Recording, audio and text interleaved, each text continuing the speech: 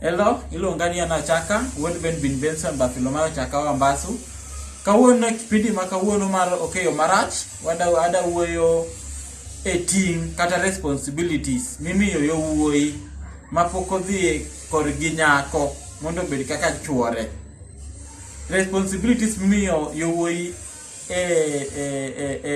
kaji pod date. In ng'ama nyako idwa ni mi wuoyi mondo sukui, wuoyi ni mada nyiew ni sirwari, wuoyi ni manyiew ni nanga, wuoyi ni matimo ni gimoro amora. To in gima idwa konyo go wuoyi ni en mana sablenya. Nyathi ma nyako, sablenya kende oken tij wuoyi. Onego bed ni ing'iyo responsibilities machielo.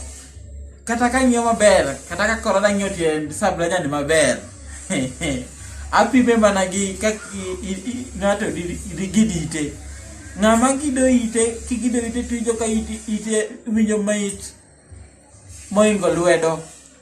Tiende ni kata mana nyiri bende winjo mit sa sablenya. Koro kik uket yowuoyi ni unuchiwo sablenya kende, to gin gichiw responsibilities. Ng'ama wuoyi kapok obiro dalau, tiwe kete gi ting' sa ka sa, to okeyo marach.